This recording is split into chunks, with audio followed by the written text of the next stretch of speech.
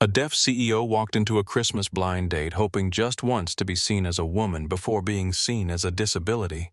Less than an hour later, the man across from her disappeared and left one message behind. Her deafness was more than he wanted to deal with.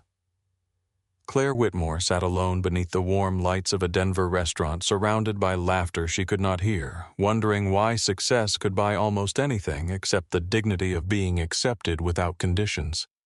Then 2 7-year-old twin girls stopped beside her table. They raised their hands and signed, "Can we sit with you?" Claire had never met them. She had never met their widowed father either. But before Christmas was over, that single moment would uncover a hidden sacrifice, a buried betrayal, and a truth powerful enough to change 4 lives. Stay until the end, and if this story touches something in you, like the video, and tell me in the comments where you're watching from. By the time Claire stepped out of the restaurant, the snow had begun to settle along the edges of the sidewalk. Denver looked softer under snow. Streetlights turned the falling flakes gold. Christmas music spilled from a bar across Larimer Street whenever the door opened. Couples hurried past beneath umbrellas, shoulders touching hands buried together inside coat pockets. Claire stood beneath the restaurant awning and watched Ethan Cole disappear into the crowd with one daughter holding each of his hands. Sophie kept turning around. The first time she waved. The second time she signed goodnight. The third time Ethan gently turned her forward by the shoulders before she walked into a parking meter. Claire laughed despite herself. She could not hear the sound, but she felt it in her chest. For several seconds, she forgot about the phone in her coat pocket. Then it vibrated. Grant's message was still there when she looked. "The deaf thing is more complicated than I'm looking for in my personal life." Claire stared at the words once more. This time, they looked smaller, not less cruel, just smaller. She locked the phone and slipped it away.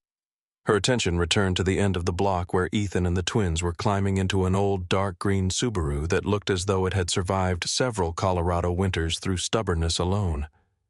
The engine coughed, stopped, coughed again. Claire watched Ethan lean his forehead against the steering wheel. A moment later, the headlights came on. The girls celebrated from the back seat as if he had successfully launched a rocket. Claire smiled again. Then the Subaru pulled away. She stood beneath the lights for a few seconds longer than necessary. She kept thinking about Ethan's hands. Not the signing, the scars. Tiny white circles across his fingers and wrist, solder burns. She had seen enough engineering labs to recognize them. A facilities technician could know electronics. There was nothing impossible about that. Still, something did not fit. Ethan had signed like someone who did not translate language inside his head. He simply thought in it. And when Claire had asked what he did at Whitmore Adaptive Systems, he had answered with 2 words. Whatever breaks. It was the kind of answer people gave when the real one was too complicated. The next morning, Ethan Cole was standing barefoot in his kitchen at 6:13, holding a butter knife in one hand and a pink sock in the other. "Sophie." No answer. He looked toward the hallway.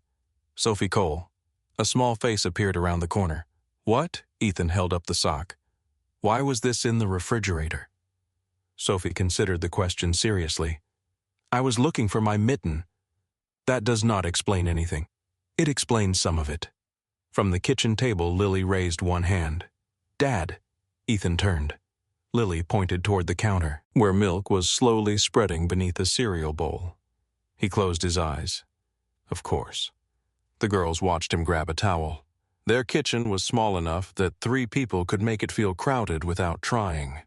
A narrow table sat beneath the window. Children's drawings covered the refrigerator. A grocery list had been taped beside a past-due utility notice Ethan had folded twice so the girls would not notice the red lettering. The radiator hissed. The toaster refused to release one slice of bread. The coffee maker was held together with black electrical tape. Nothing matched. Nothing was new. But the room was warm. On the refrigerator door, beneath a magnet shaped like a snowman, hung a drawing Sophie had made 2 years earlier. 4 figures stood beneath a yellow sun. Dad, Mom, Sophie, Lily. Rachel had long brown hair and a purple dress. A halo had been drawn over her head in yellow crayon. Lily had added it after the funeral. Ethan had noticed it one night while washing dishes. He had stood at the sink for nearly 5 minutes, staring at that crooked yellow circle. He had never moved the picture. "Are we seeing the restaurant lady again?" Ethan looked over his shoulder. Sophie was pouring cereal now. Most of it reached the bowl. "Her name is Claire." "I know." "Then why did you call her the restaurant lady?" Sophie shrugged. "Because that's where we met her." Lily looked up from tying her shoe. "She's pretty." Ethan nearly dropped the coffee cup. Sophie nodded. "Very." Ethan pointed at both of them. "Eat." They grinned. He turned back toward the counter. His ears had gone warm. He hated that they noticed everything. Rachel used to say children were born detectives and spent the rest of childhood collecting evidence against their parents. At 6:45, Ethan checked both backpacks. Lunches, homework, library book, emergency contact card. He zipped Sophie's bag, then looked at Lily. "Coat." "I'm wearing it." "Zip it." "It's not cold." He stared at her. Snow covered the porch railing outside. Lily sighed with the exhaustion of someone burdened by an unreasonable father and zipped her coat. At the front door, Ethan crouched. Both girls automatically raised their hands. "Love you," Sophie signed. "Love you," Lily repeated. Ethan answered with the same sign. More. Both girls responded at once. Impossible. That had started with Rachel. Years ago, before the hospital rooms, before oxygen tubes, before medication bottles lined the bathroom shelf, before Ethan learned how quiet a house could become after somebody died. Rachel would sign, "Love you." He would sign more. She would roll her eyes and answer impossible. When the twins learned their first signs, they inherited the ritual. Ethan had never stopped it. He could not imagine stopping it. Outside, the Subaru needed 3 attempts before the engine caught. "Come on, Martha," Ethan muttered. Sophie leaned forward between the seats. "Why is the car named Martha?" "Because Martha has been through a lot and deserves respect." "Who is Martha, the car?" "I know, but who was the first Martha?" "There was no first Martha." Lily frowned. "That makes no sense."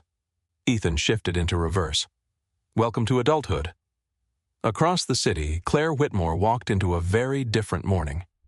Whitmore Adaptive Systems occupied 12 floors of a glass building near Union Station. The lobby had polished concrete floors, hanging lights, touch screens built into the walls, and a 40-foot display showing company products in schools, hospitals, airports, and workplaces across the country. At the center of the lobby, white letters stretched across a blue wall. "Technology without barriers." Claire passed beneath them without slowing. People noticed her immediately. Some signed good morning.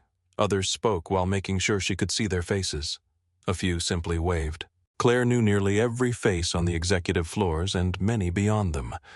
She had built that habit deliberately. Years earlier, when Whitmore had only 20 employees, she had promised herself that growth would never turn people into numbers. Somewhere along the way, the company had grown past 800. Keeping that promise had become harder. Her interpreter, Maya Brooks, caught up with her near the elevators. Maya carried a coffee in one hand and a tablet under the other arm. She was 42, sharp-eyed patient, and one of the few people in the company who could tell Claire she was being ridiculous without worrying about losing her job. Maya studied Claire's face.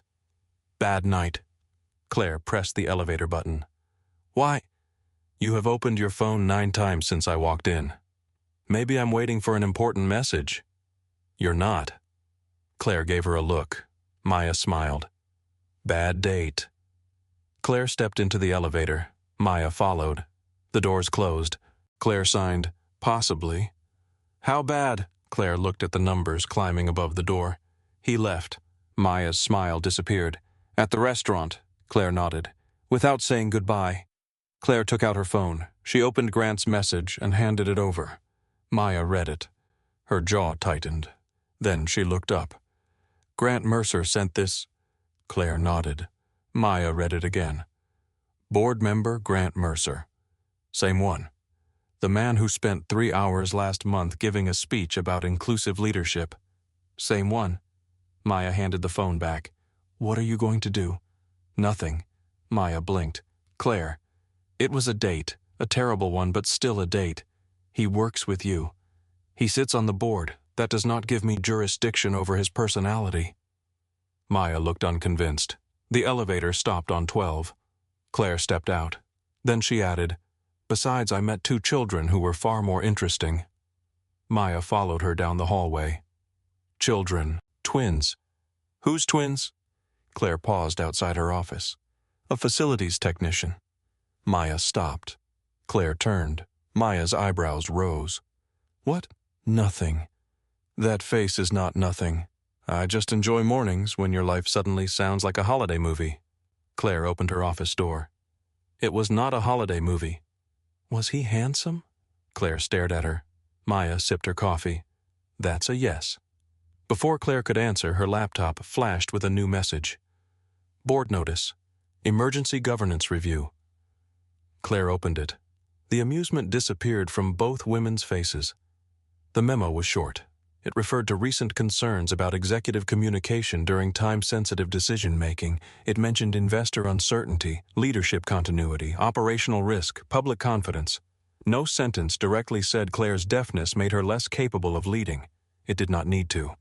People had learned long ago how to dress prejudice in professional language. At the bottom of the document was a name. Grant Mercer.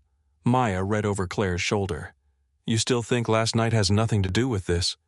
Claire's face became unreadable. Get me the agenda. The board meeting started at 9:30. Grant sat 3 seats to Claire's right. Charcoal suit, white shirt, blue tie, perfect posture.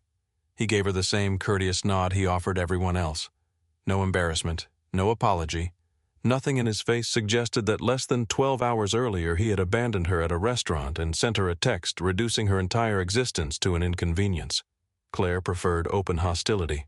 Politeness gave people too many places to hide. A financial presentation filled the screen. Whitmore's accessibility hardware division had missed internal profit expectations for 3 consecutive quarters. Grant folded his hands. This is not a judgment on the mission. Claire watched his mouth. Maya interpreted from beside her. Grant continued. But mission and sustainability are not interchangeable. Claire sighed. The division supports 3 federal contracts and 19 education systems. Grant nodded. And still consumes capital at a rate the board has a responsibility to examine. It is research-intensive. So are many failed businesses. Claire's expression hardened. Accessibility is not a charity project. A small pause. Grant smiled. No one said it was. The words were mild. The room was not. Several board members looked down at folders. Claire knew that behavior. People avoided eye contact when they had already discussed something without you. She turned toward the chair. How long has this review been planned? The chair cleared his throat. Initial conversations began last week. Claire looked back at Grant. Last week, before the date. That mattered. Whatever happened between them at dinner had not created the attack. It had simply revealed something that was already there. Grant tapped a page with one finger. We also have concerns regarding decision speed when immediate verbal communication is required. Maya stopped interpreting for half a second. Only half, Claire noticed. Then Maya continued. Claire waited until Grant finished. She signed slowly. Give me one example. Grant shifted. There have been several occasions. Name one. This is not personal. You referred to my communication. Name one decision that failed because I am deaf. Silence stretched across the table. Grant glanced toward the chair, then back at Claire. We are discussing risk. No, you are discussing a possibility you want other people to be afraid of. One board member adjusted his glasses. Another looked toward the window. Grant's smile thinned. Claire continued. If my judgment is the issue, evaluate my judgment. If performance is the issue, evaluate performance. But if you want to discuss my deafness, have enough courage to use the word. No one did. The meeting ended 23 minutes later, without a vote. Claire returned to her office and closed the door. Maya stood near the window. You were right not to make the date the issue. Claire sat down. It would have given him exactly what he wanted, which is proof that I cannot separate personal emotion from leadership. Maya nodded slowly. Claire opened her laptop. For 5 minutes, she stared at the same spreadsheet. Then she closed it. Maya noticed. Where are you going? Claire picked up her coat. Downstairs. Whitmore's service levels felt like another company entirely. The polished floors ended. Painted concrete replaced glass. The air smelled faintly of coolant dust and machine oil. Pipes crossed the ceiling. Metal doors carried labels most executives never read. Mechanical, electrical, server cooling, authorized personnel only. Claire found Ethan near an open control cabinet. He was on one knee with a flashlight between his teeth and a meter clipped to 2 wires. His work jacket lay on the floor beside him. A faded gray shirt stretched across his shoulders. Sophie and Lily sat at a folding table 10 feet away, coloring Christmas worksheets. School had closed early because of the storm. Lily spotted Claire first. Her entire face changed. She slapped Sophie's arm. Sophie turned. Both girls jumped from their chairs. They ran. Claire barely had time to put her bag down before 2 small bodies wrapped around her waist. Ethan looked up. His expression shifted from confusion to alarm. He stood too quickly and bumped his shoulder against the cabinet door. "Girls." They ignored him. Sophie signed. "You came to see us." Claire smiled. "I came downstairs. To see us." Claire glanced at Ethan. His face said, "Do not encourage them." Lily pointed at him. "Dad is fixing the heater because Mr. Benson said the 3rd floor is freezing." Ethan wiped his hands on a rag. "Mr. Benson exaggerates." Sophie shook her head. "He said his office feels like Antarctica. He has never been to Antarctica." "Have you?" "No." "Then maybe he knows better." Claire bit back a smile. Ethan pointed toward the table. "Homework." Both girls groaned but returned to their seats. For a moment, Claire and Ethan stood facing each other. The ease from the restaurant was gone. He looked at her differently here, not like the woman who had been sitting alone, like the CEO whose name was on the building. "Ms. Whitmore." "Claire." He hesitated. "We're at work."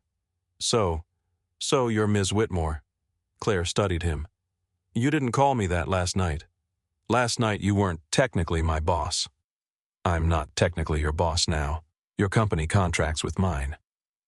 "That feels like a distinction people make right before firing someone." Claire smiled. Ethan did not. She looked at the open control panel. "What happened?" "Relay burned out." "You replacing it?" "Already did." Claire looked closer. A small circuit board had been removed. Beside Ethan's toolbox sat a soldering iron. There it was again, the scars, the careful fingers, the same practiced precision she had noticed at dinner. "You do board repair. When parts take 3 weeks to arrive." Most facilities technicians replace the unit. Most facilities departments have bigger budgets. Claire looked at him. "Where did you learn?" Ethan picked up the rag. "Places. That's very specific. I'm known for detail." Their eyes met. Something passed between them, not flirtation exactly. Recognition, the awareness that both of them knew he was avoiding the question. A cart squeaked behind Claire. An older man in a security uniform pushed it slowly down the corridor. Walter Briggs. Claire knew him by sight. He had worked in the building almost as long as Whitmore had occupied it. He gave Ethan a nod. Then Claire. "Morning, Ms. Whitmore." "Morning, Walter." He continued past. 3 steps later, he stopped, turned. "Actually, ma'am." Claire waited. Walter looked toward Ethan. Ethan's attention had returned to the panel. Walter lowered his voice. "Could I speak with you?" Claire followed him around the corner. Walter reached into his shirt pocket and removed a small flash drive. He held it out. Claire did not take it immediately. "What is it?" Walter exhaled. "Something I probably should have reported months ago." Claire's eyes narrowed. Walter continued. "Your maintenance guy has been logging into development servers after midnight." Claire looked back toward the open doorway. Ethan was helping Lily erase something on her worksheet. "How?" "I don't know. How long?" "More than a year as far as I can tell." Claire looked at the flash drive. "Why are you telling me now?" Walter rubbed his jaw. "Because security flagged the activity again last night." "Again?" He nodded.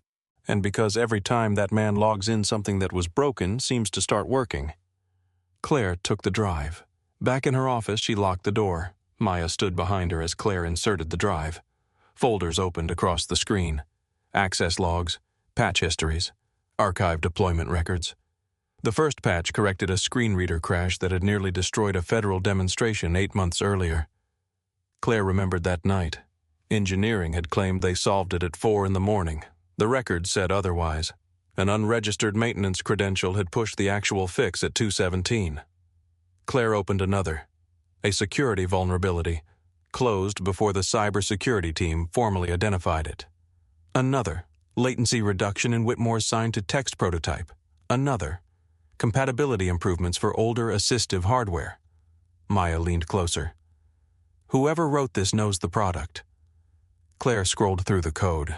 Not just knew it, understood it. The work was clean, elegant. There were comments besides several functions. Short notes. Almost conversational. Try this again. Still too slow for visual response. Rachel hated this behavior. Claire stopped. She scrolled back. What? Maya asked. Claire pointed at the screen. A folder name sat inside the archive. Rachel C. Final. Claire searched the employee database. Nothing current. She opened archived personnel records. A photograph appeared. A woman in her early 30s. Dark hair, bright eyes, Rachel Cole, UX research specialist, deaf, termination date 4 years earlier. Claire opened the separation report. Reason for termination: failure to align with organizational culture and communication expectations. Claire read the sentence twice. Her stomach tightened. Maya whispered, "That's ugly." Claire opened the associated approvals. One name appeared near the bottom, Grant Mercer. She immediately searched Ethan's contractor profile. Emergency contact history, spouse, Rachel Cole, deceased. Claire leaned back. For a moment she simply stared at the screen. Pieces shifted into place, the signing, the scars, the hesitation, whatever breaks. At 11:40 that night, most of Whitmore Adaptive Systems was dark. Claire found Ethan in an old server room behind the mechanical corridor. He sat on a rolling stool with a laptop balanced on one knee. A cable ran from the machine into an open rack. He looked up when the door closed, then saw Claire. His face went still. Claire crossed the room, placed printed server logs on the table beside him. Ethan looked down. He did not ask what they were. Claire noticed that. She signed. "How long?" Ethan closed the laptop. 14 months. "You accessed restricted systems for 14 months. "Yes." "You wrote these patches?" "Yes." No excuse, no confusion. Claire held up one sheet. "This patch saved a federal demonstration." Ethan said nothing. "This one closed a vulnerability before our own cybersecurity team found it." Still nothing. Claire stepped closer. "Why didn't you tell anyone?" Ethan looked toward the server lights. "Would they have listened?" "You don't know that." He looked at her now. "I wear a facilities badge." Claire's jaw tightened. "That does not answer the question." "It answers more of it than you think." Claire placed another page down. Rachel's employee file. Ethan's eyes changed, only slightly, but enough. Claire signed more slowly. "Rachel Cole was your wife." A long silence. Then Ethan nodded. "Yes." Claire turned the termination page so he could see it. "Why was she fired from my company?" Ethan stared at the name on the approval line. Grant Mercer. His mouth tightened. When he finally looked back at Claire, the guarded politeness was gone. "Maybe you should ask the man trying to take your job." Ethan did not look away from Grant Mercer's name. The server room hummed around them. Rows of machines blinked in blue and green. Cold air moved steadily through the floor vents.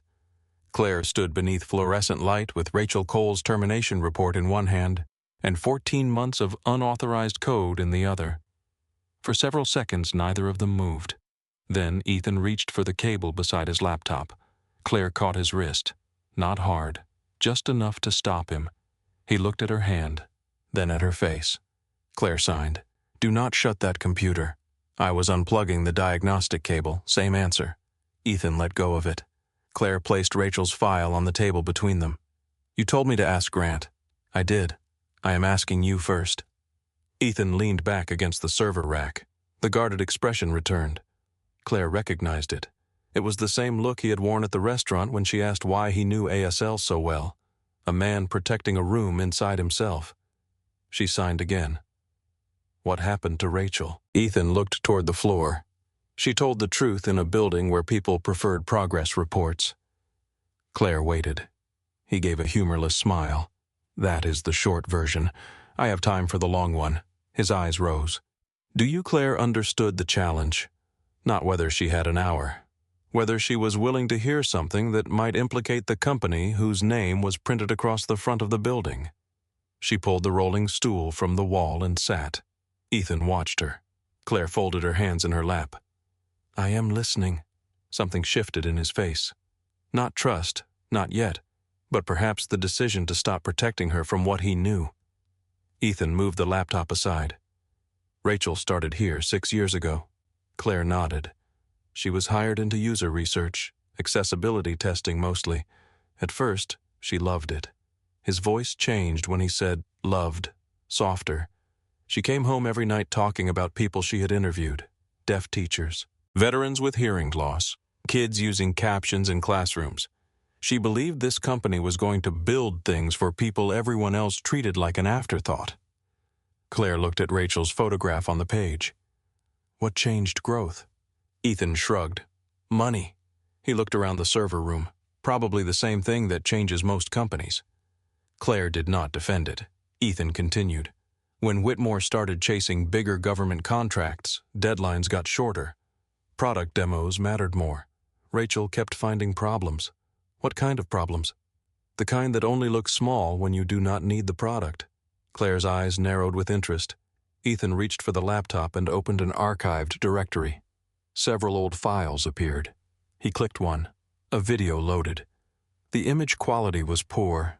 A younger Rachel sat in what looked like a conference room, hands moving quickly as she signed to someone behind the camera. There was no audio. Claire leaned closer. Rachel was demonstrating an old Whitmore device. A caption box on the screen lagged several seconds behind the speaker. Then words disappeared entirely. Ethan paused the video. That was supposed to go into a school pilot. Claire remembered the product, barely. It had been before she became CEO, the Echo Bridge prototype. Ethan nodded. Rachel said the delay made it dangerous in classrooms. Dangerous. She tested it during an emergency drill. He clicked another file. Rachel stood near a school hallway. Alarm lights flashed. A teacher spoke. The device produced captions several seconds late. Claire watched Rachel's face. The alarm stopped before the message appeared. Ethan said the instruction was to exit through the east doors. The captions told students after everyone was already moving. Claire looked at him. Was that reported 3 times? He opened scanned documents, bug reports, test notes, escalation emails. Rachel's name appeared across all of them. The response column repeated the same language. Not release blocking, monitor after launch, future improvement. Claire felt anger move slowly through her chest. Who classified these? Ethan clicked the final approval history. Grant Mercer. Claire closed her eyes for a moment. Ethan watched her. You did not know. It was not a question. Claire opened her eyes. No, Rachel knew you did not. Claire looked up sharply. She knew who I was. Ethan laughed once. Everyone here knew who you were. At the time I was running product strategy. I was not CEO, I know. Did she ever bring this to me? Ethan's expression tightened. She tried. Claire became very still. Ethan opened another folder. Inside was a draft email. To Claire Whitmore. Subject request for direct review. Claire read the first lines. Ms. Whitmore, I know your team is managing a difficult launch schedule, but I am requesting 20 minutes to show you failures in the current accessibility build that are being repeatedly reclassified despite documented user risk. Claire stared at the screen. There was no reply attached. I never saw this, I believe you. Why? Because I watched Rachel send it. Claire looked at him. Ethan continued. She waited 2 weeks. Then she sent it again. He opened another draft. Same message. New date. Then again. A third. Claire stood. I want the mail archive. Ethan closed the folder. It is gone. Deleted from the official server. Claire stared at him. You have copies? Rachel did. He tapped the laptop. She printed everything. Claire looked at Rachel's termination report again. The phrase communication expectations seemed uglier each time she saw it. What did she say when they fired her? Ethan's eyes moved toward the rows of servers. She laughed. Claire had not expected that. She laughed, right in Grant's face. For the first time, Ethan smiled at the memory. Rachel had this laugh when something was so insulting it became funny. His fingers moved unconsciously, signing as he spoke. She asked him if firing a deaf woman for communication problems was something he planned to put on the company Christmas card. Claire's mouth almost curved. Then Ethan's smile faded. Grant told her she was making the decision easier. What happened after that? They gave her 10 minutes to clear her desk. His voice had become flat. The security guard who walked her out was Walter. Claire thought of the flash drive. Walter Briggs. He apologized to her the whole way to the door. Ethan looked down at his scarred fingers. I was waiting outside in the car. The hum of the room seemed louder. She came out carrying a cardboard box. Ethan swallowed. She put it in the back seat, got in, closed the door. He stopped. Claire did not interrupt. For 3 blocks, she did not sign anything. His hand tightened around the edge of the table. That scared me more than if she had been furious. Claire watched him carefully. Rachel was never quiet when she was angry. His eyes lifted. She finally looked at me at a red light and signed, "I think they wanted me to disappear." Claire felt the words in a place she did not want to name. Ethan continued, "I told her they were idiots." A small smile crossed his face. She said that was not technically a career plan. Claire looked at the screen. What did she do next? She kept working, here at home. Ethan pulled another file onto the screen. Wire diagrams, interface sketches, user flows, handwritten notes scanned into PDFs. Rachel believed the product could work. She did not hate the company. She should have. She hated what people were doing to it. Claire looked at him. That is different. Very. He closed the file. 3 months after she was fired, she got sick. Claire's expression changed. Ethan looked toward the doorway as if part of him still wanted to leave. Instead, he stayed. At first, they thought it was exhaustion. He rubbed his thumb over one of the burn marks on his index finger. Then they thought thyroid, then something neurological. It took months to get the right diagnosis. What was it, an autoimmune disease? Claire waited. Rare, aggressive. It attacked connective tissue, then her lungs. His voice stayed even. Too even. She was 32. Claire signed slowly. "I am sorry." Ethan nodded once, not dismissing her, accepting the words without knowing where to put them. She kept working from home for a while. Contract projects, caption reviews, user testing, whatever she could get.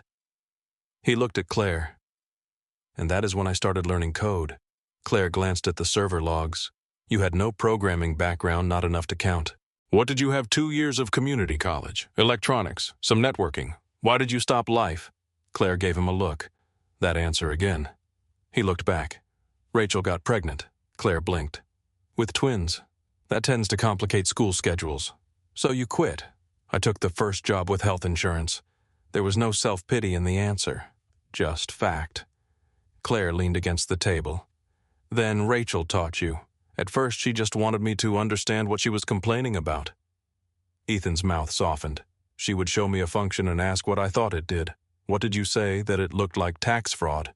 Claire laughed. Ethan heard it. He looked at her with something close to surprise. Claire signed. "I am assuming Rachel agreed. She told me if code looked scary, imagine being married to the person writing it." He looked down. The smile faded slowly. Then one night her caption software stopped working during a remote interview. What failed audio parsing?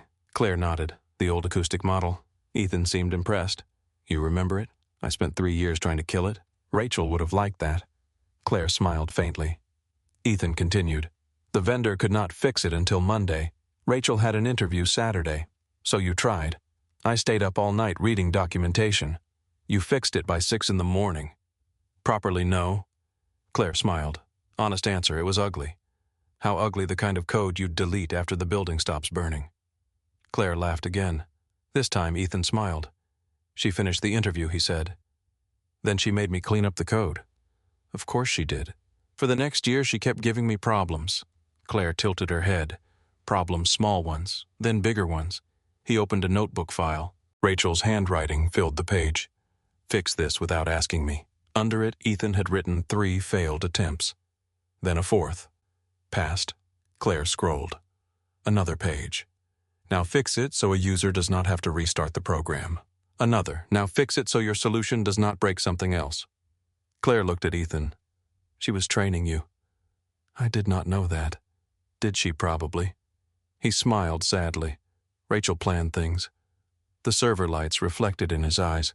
She knew she was getting worse before I did. Claire stopped scrolling. How long? 4 years? He said it quietly.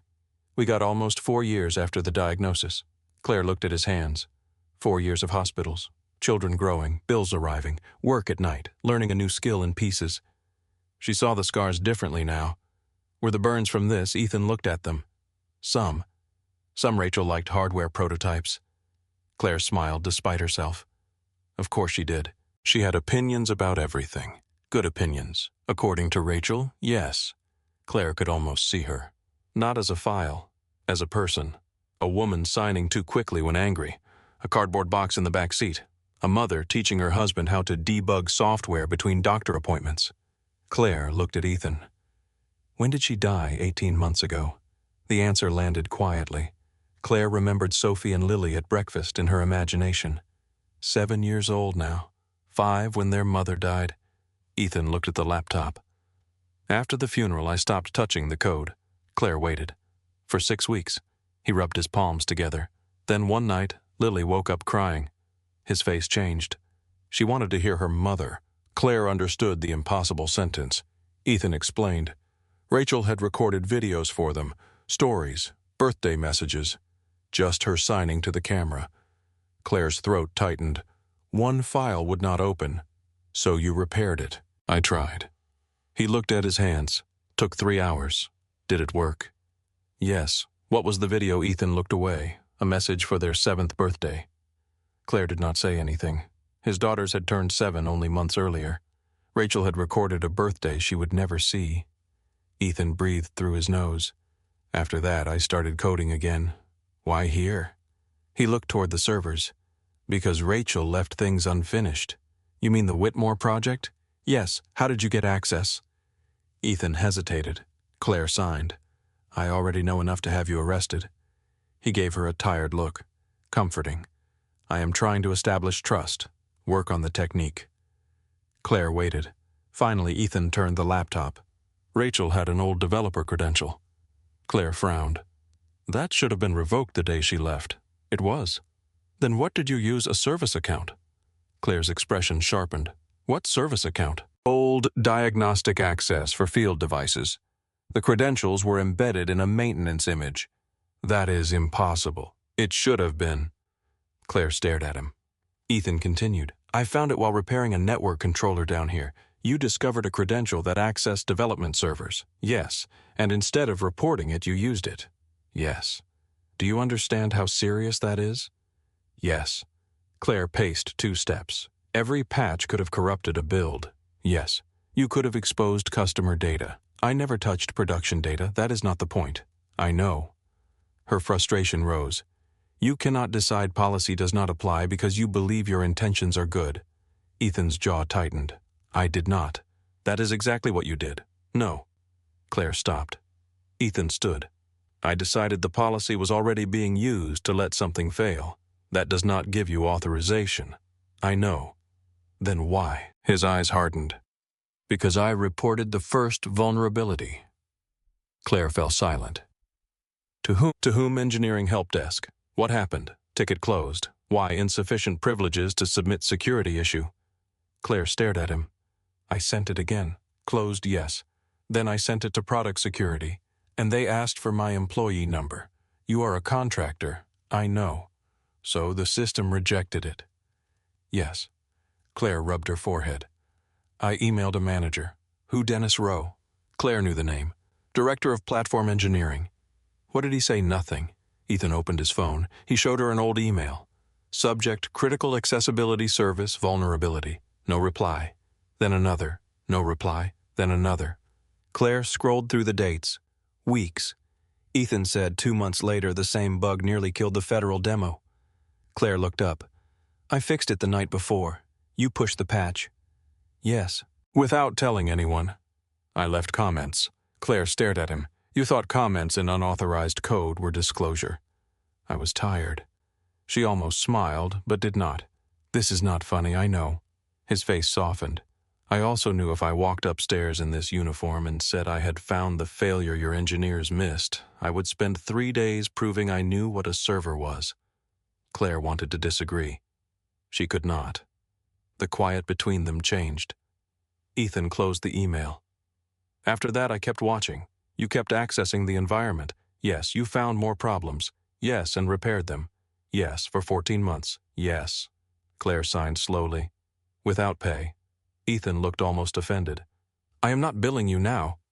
That was not my question. He shrugged. It was not about money. Claire looked at him for a long moment.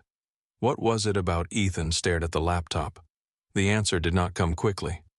When it did, his voice was lower. After Rachel died, people kept telling me I had to move on. Claire watched him. Her sister said it. Neighbors, people at church. Everyone meant well. He shook his head. I hated that phrase. Why? Because it sounded like she was a place I was supposed to leave. Claire said nothing. Ethan touched the edge of the laptop. When I fixed something she had started, it felt like finishing one more sentence. His fingers moved, not consciously, signing the words as he spoke them. She was gone. He swallowed, but the problem was still here. The cold room seemed suddenly too small. Claire looked toward Rachel's notes. So you kept working? Yes, every night. Most nights. After your shift during breaks.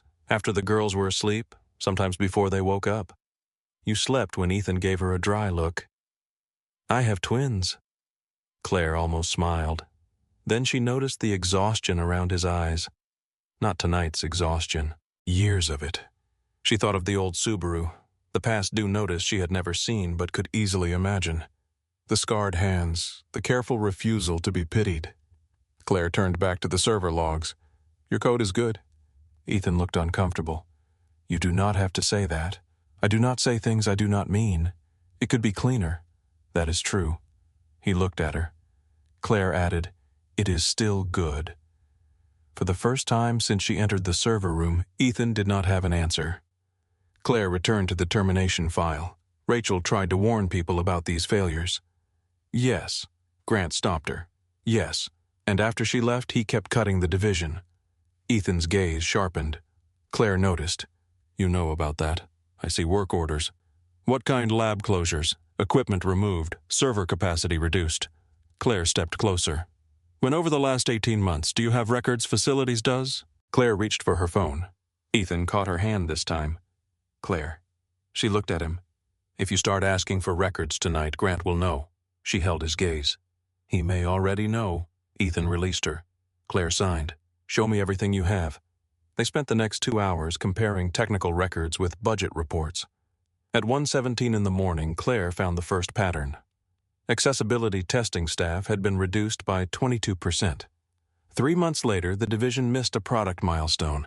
Grant cited the missed milestone during a budget meeting. Then another budget reduction followed. A second milestone failed. Another reduction. Ethan pointed toward the screen. Look at the timing.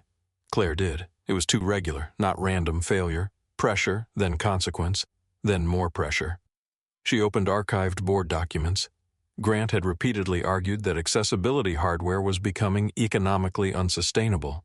Claire opened contract projections. The division was not highly profitable, but it was not collapsing either. Not until testing capacity disappeared.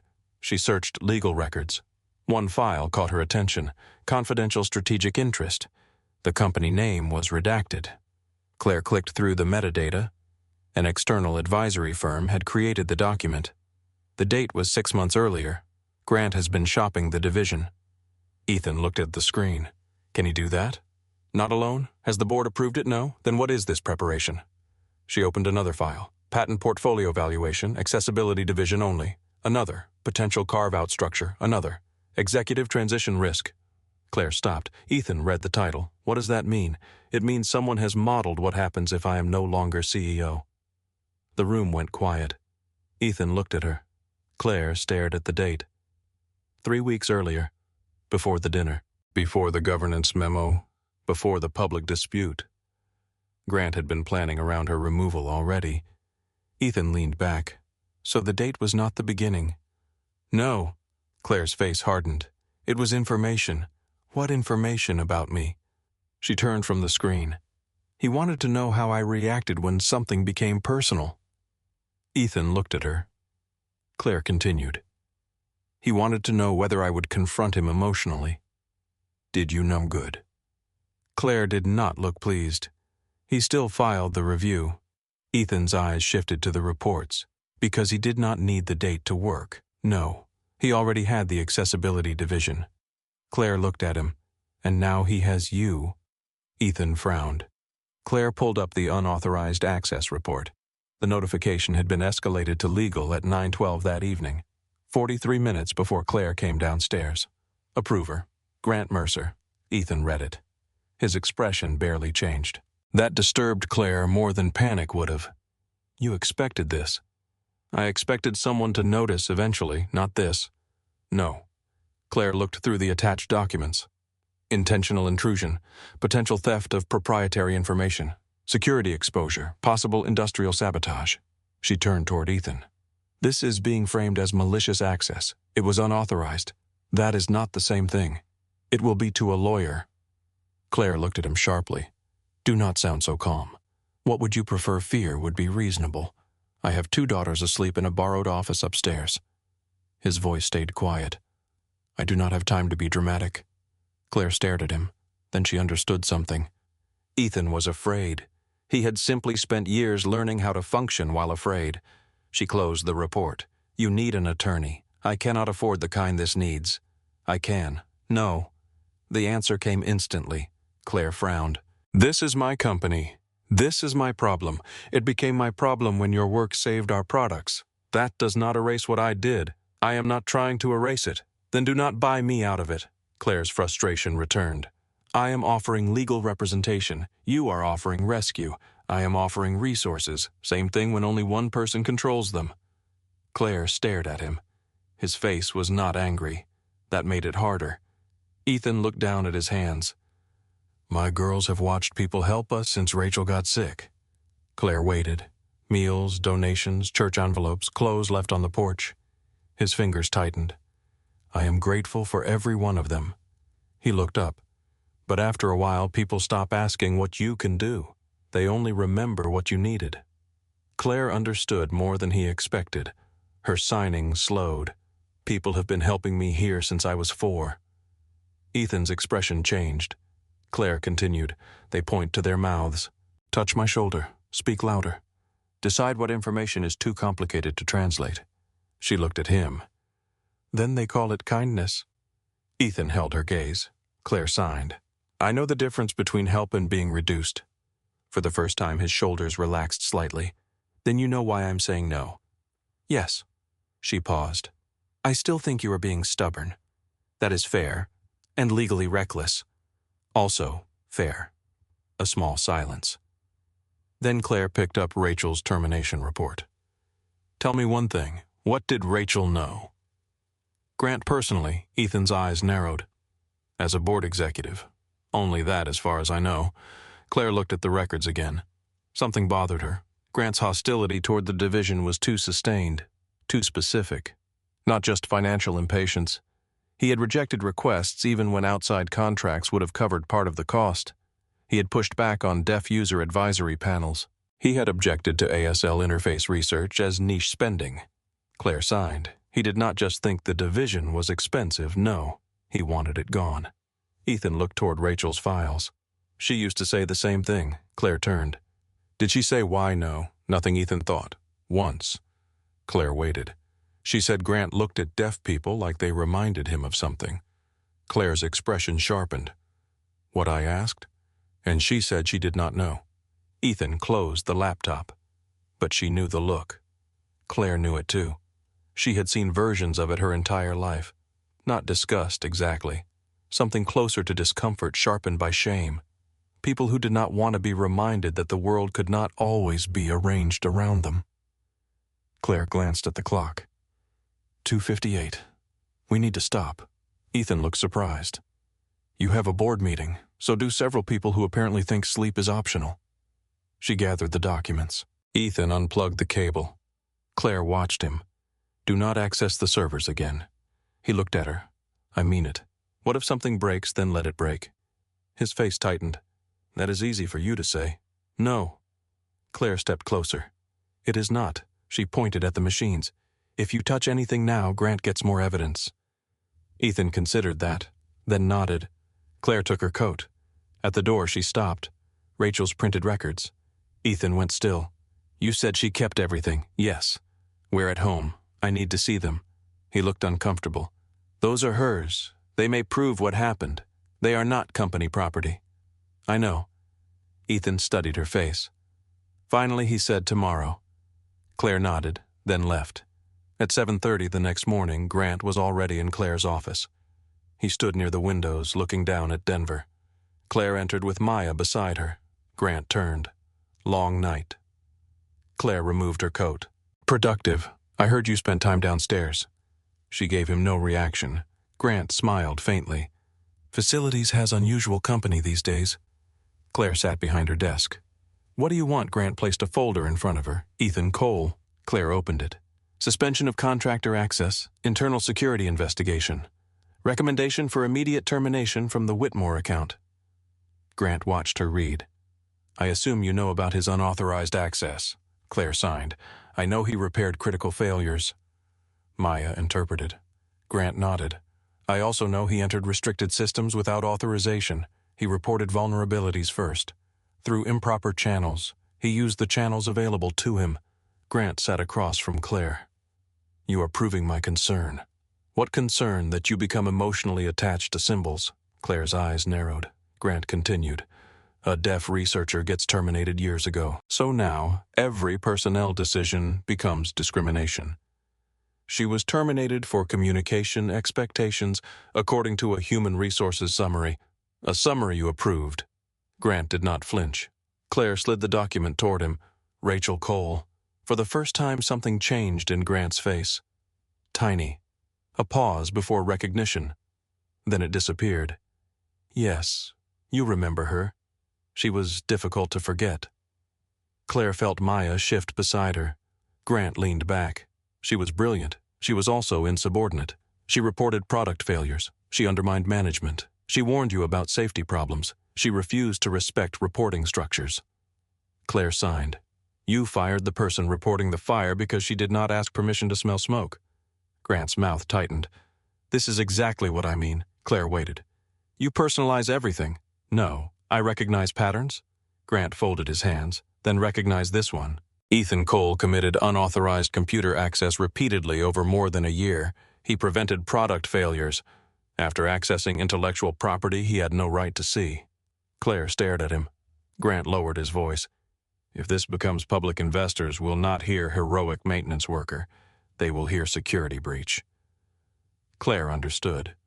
He was not warning her. He was teaching her how he intended to tell the story. She signed. And if I refuse to support the termination, Grant looked almost regretful. Then the board will have to decide whether your judgment has been compromised. Claire leaned forward.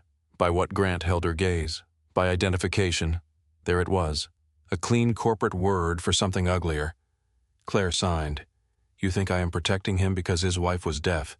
I think you see yourself in every disability dispute. And you see liability. I see responsibility. Claire stood. Grant did too. She pointed towards a folder. Ethan stays until the investigation is complete. Grant shook his head. Not your decision. I am CEO, for now. Maya stopped interpreting. The words did not need translation. Claire read them on his lips. Grant seemed to realize what he had said. He adjusted his cuff, then smiled. Have a good morning, Claire. He left. Maya waited until the door closed. That was a threat.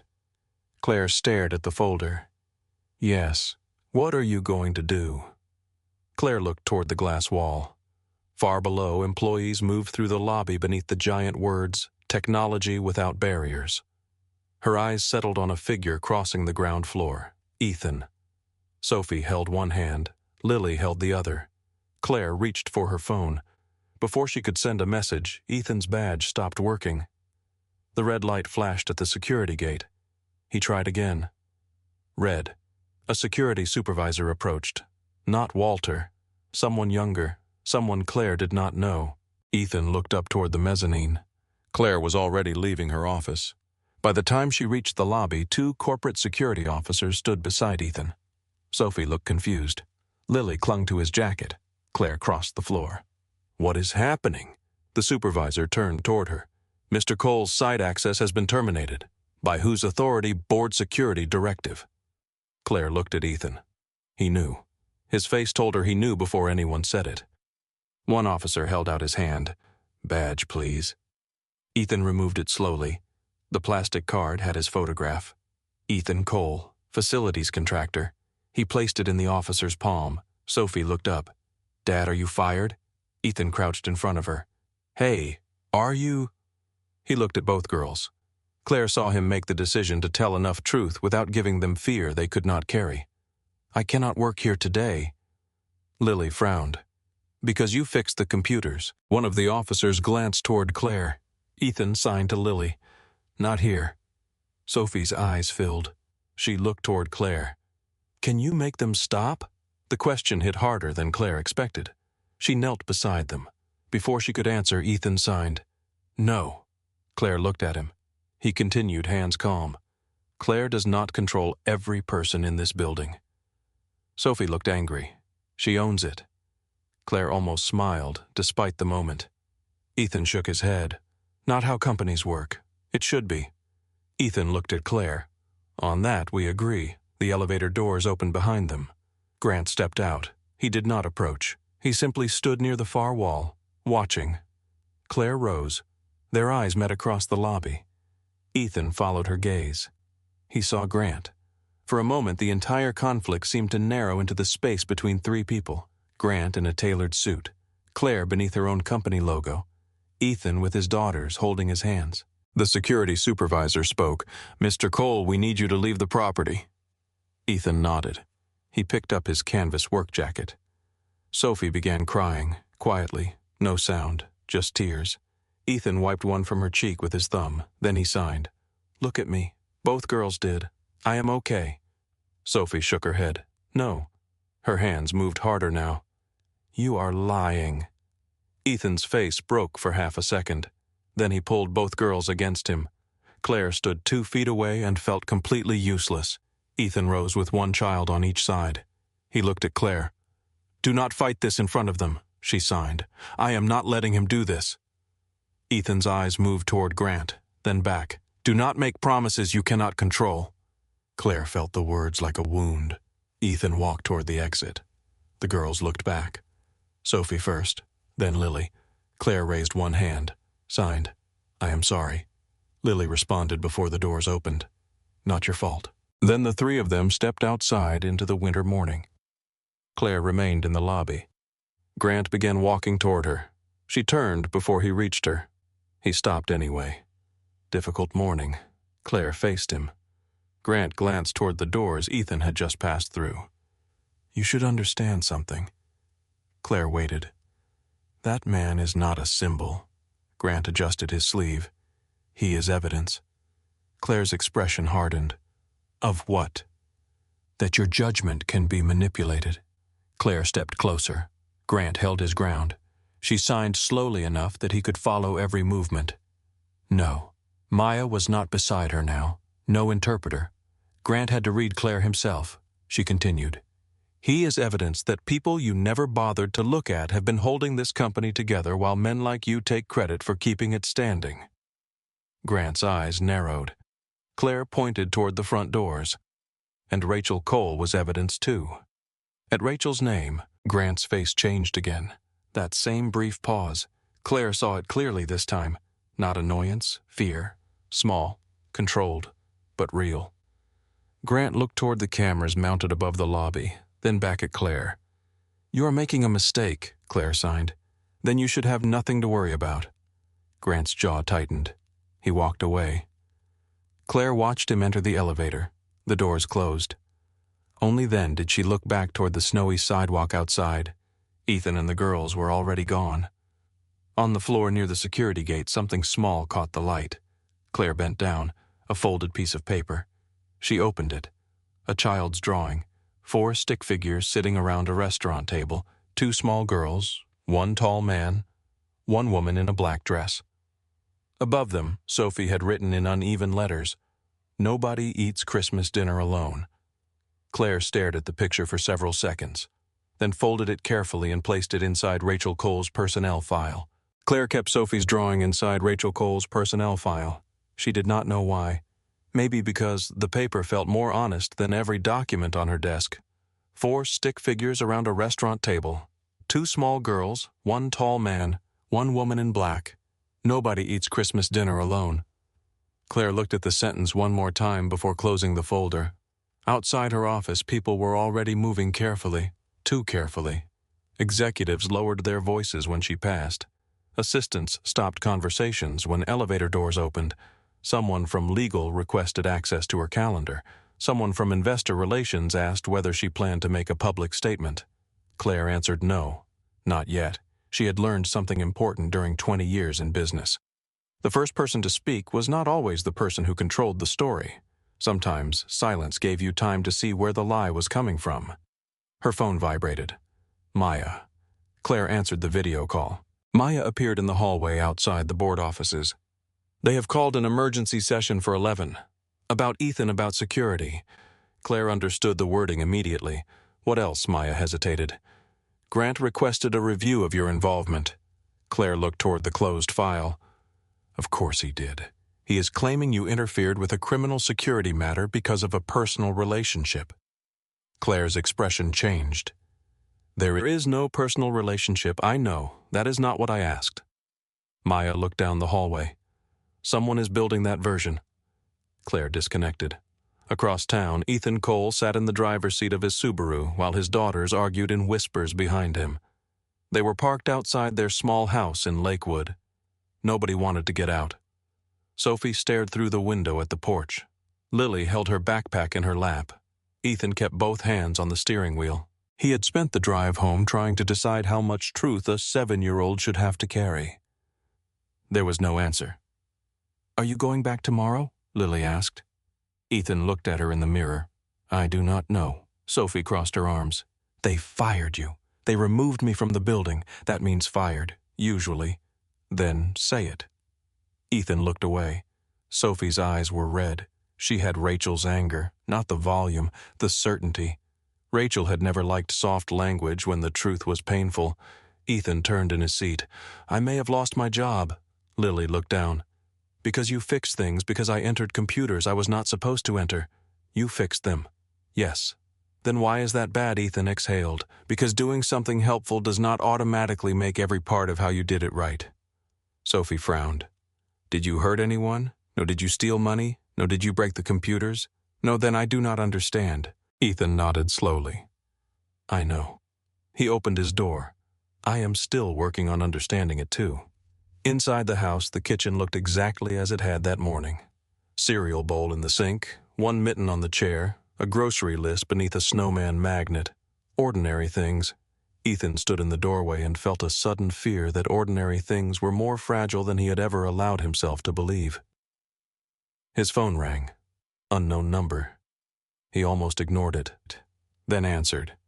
"Ethan Cole." "Yes, this is Detective Harris with Denver Police Cybercrimes. We need to speak with you regarding unauthorized access at Whitmore Adaptive Systems." Ethan closed his eyes. Sophie was watching him. "When as soon as possible? I have my daughters." A pause. "Do you have someone who can stay with them?" Ethan looked toward the refrigerator. Rachel's sister lived in Arizona. His parents were dead. His neighbor Betty was 76 and recovering from hip surgery. "No. We can schedule the interview for this afternoon, but I strongly recommend you attend." Ethan understood what recommend meant in that sentence. "I will be there." He ended the call. Sophie spoke first. Police Ethan forced his face to remain calm. "Just questions. About you?" "Yes." Lily came closer. "Are you going to jail?" "No." He answered too quickly. Both girls noticed. Ethan crouched. "I am going to answer some questions. That is all I know right now." Sophie stared at him. "Do not lie to us." "I am not. You said you were okay this morning." Ethan's throat tightened. He looked at both daughters. "I was trying to keep you from being scared. Did it work?" "No." Lily shook her head. "No." Ethan almost laughed. Instead, he pulled them close. At 11, Claire entered the boardroom. Grant was already seated. So were 9 other directors, 2 joined by video. Company counsel sat near the end of the table. A thick packet waited at Claire's seat. She did not open it. Grant spoke first. "Claire, this is not disciplinary." Claire signed. "Then why is outside counsel here?" Maya voiced for her. No one answered immediately. Grant folded his hands. "We are facing a significant security incident. A maintenance contractor corrected failures your engineering leadership ignored." Company counsel shifted. "Grant said he accessed restricted systems repeatedly." Claire looked around the table. "Everyone here knows that. We also know you met him socially before the incident was escalated." Claire's eyes sharpened. Grant continued. "You then personally intervened. I investigated. You went to the service level without informing legal. I spoke with an employee, a contractor, a person." Grant leaned back. "And this is where concern arises." Claire knew the next sentence before he spoke it. "You appear emotionally involved." The room became still. Claire signed slowly. "In what his situation? Because I believe the facts matter. Because your judgment may be influenced by personal identification." Claire looked at him. "Say what you mean." Grant's jaw tightened. Claire continued. "You think I am defending Ethan because his wife was deaf?" One board member looked down. Grant answered carefully.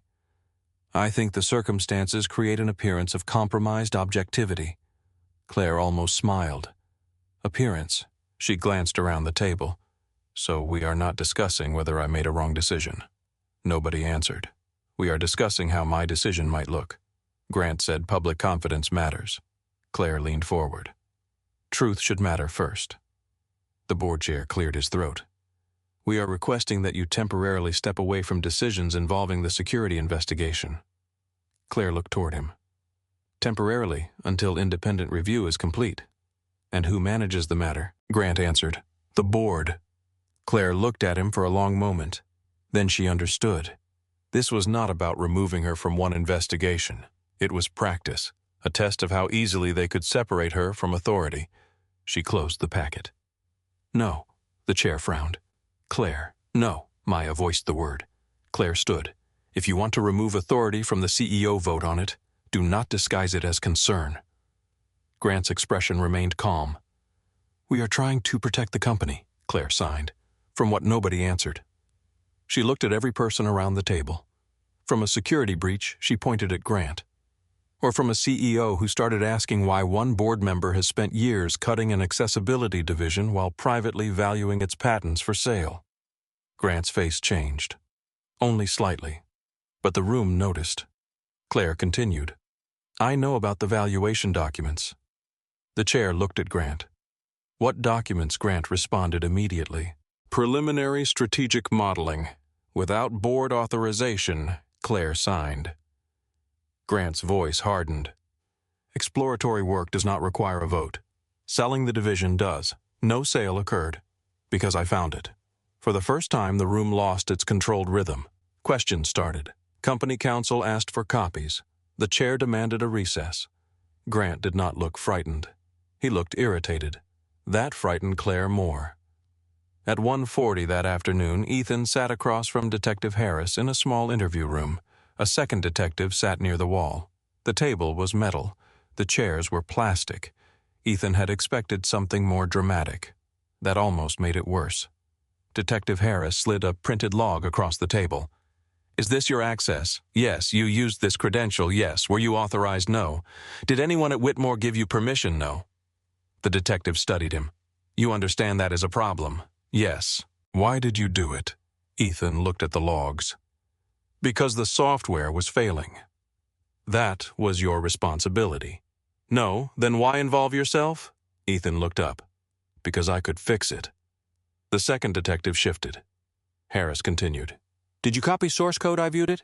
Did you store it anywhere outside company systems?" Ethan hesitated. That hesitation changed the room. Harris noticed. "Mr. Cole, some diagnostic files. Where my laptop?" Company issued no. The detective wrote something. Ethan felt his stomach drop. "They were not sold, shared, uploaded, nothing. We will need the laptop." Ethan nodded. "What else?" "Any drives, backups, printed files, notes." Ethan thought of Rachel's notebook. His expression changed.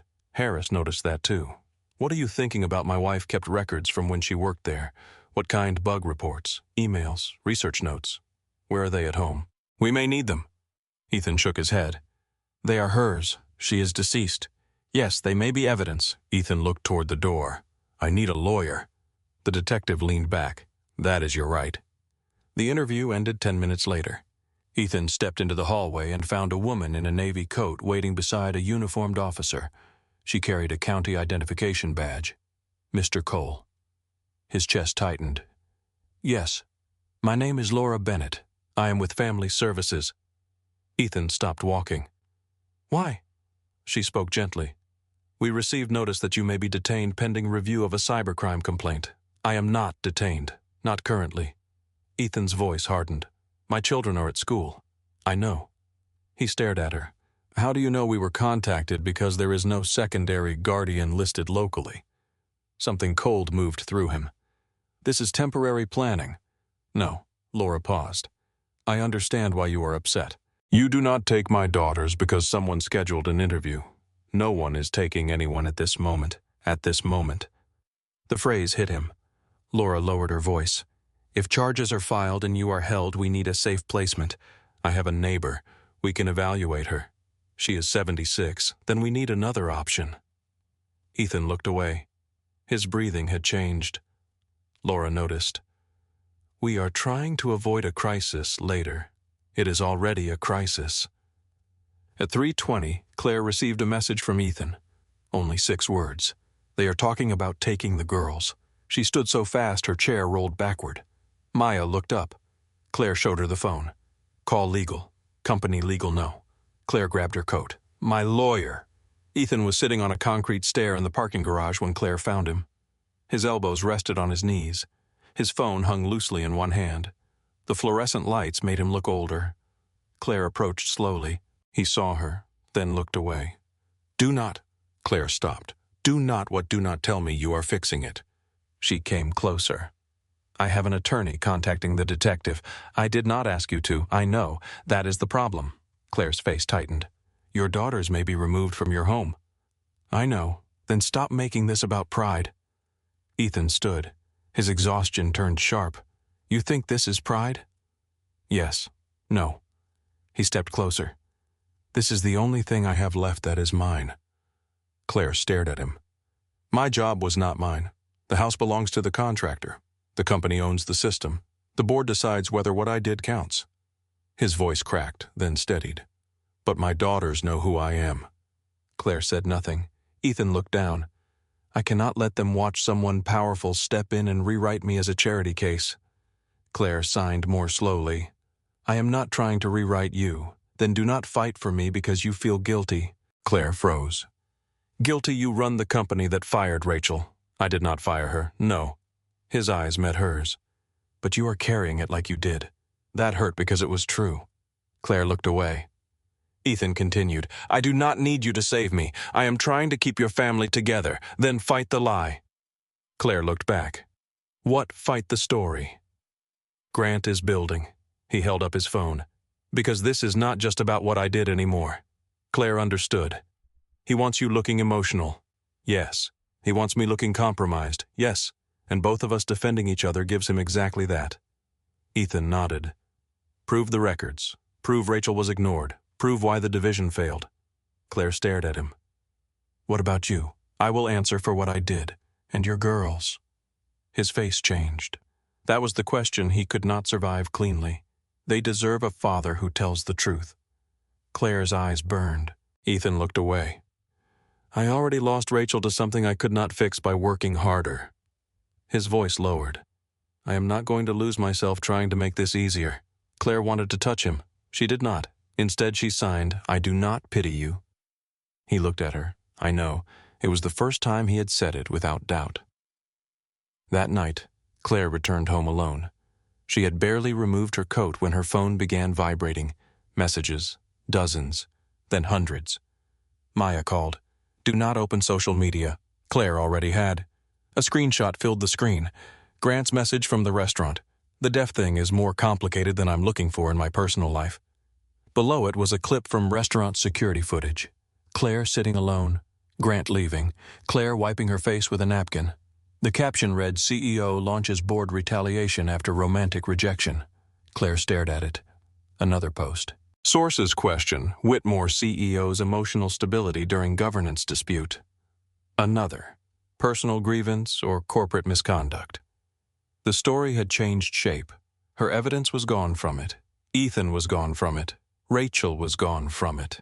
Now it was about a rejected woman using power against a man who did not want her. Maya's voice came through the phone. "Claire, I see it. The board scheduled another emergency meeting. When tomorrow morning?"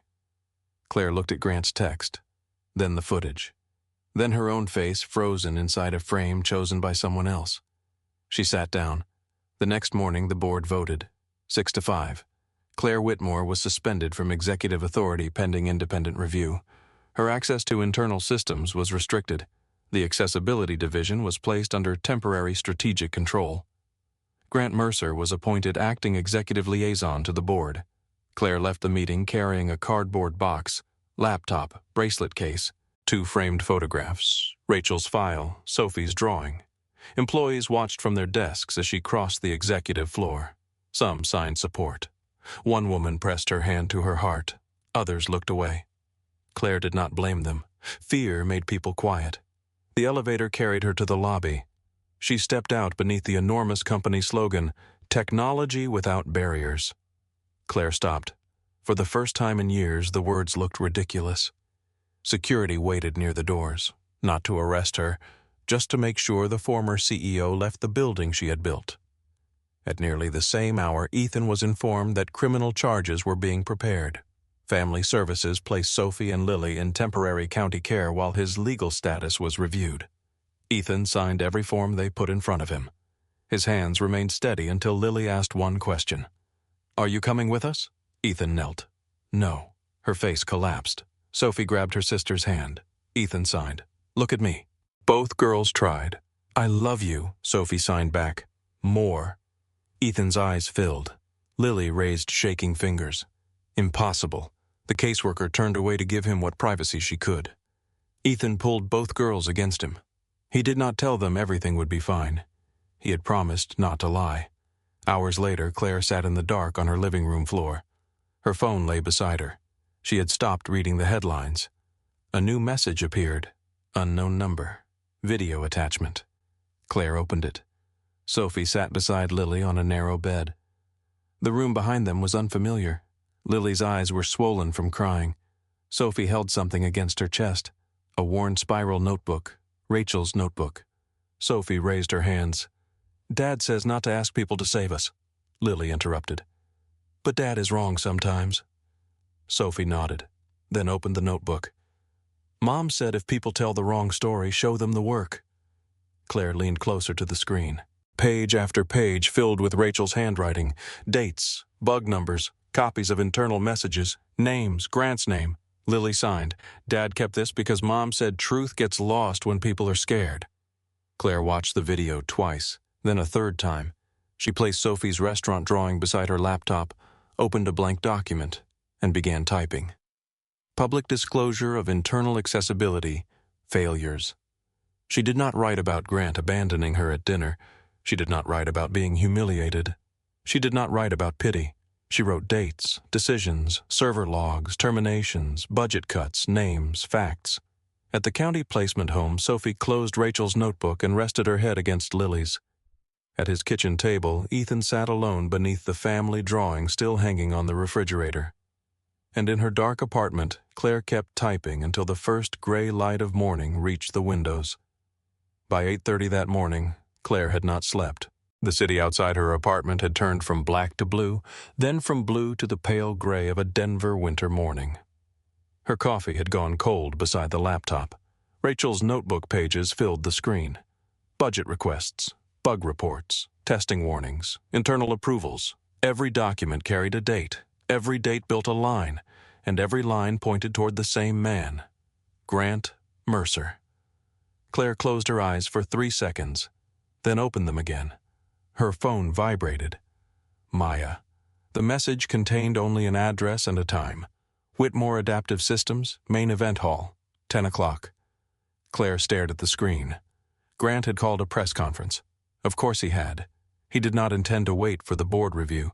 He intended to define the story before anyone else could. Claire looked toward Sophie's drawing beside the laptop.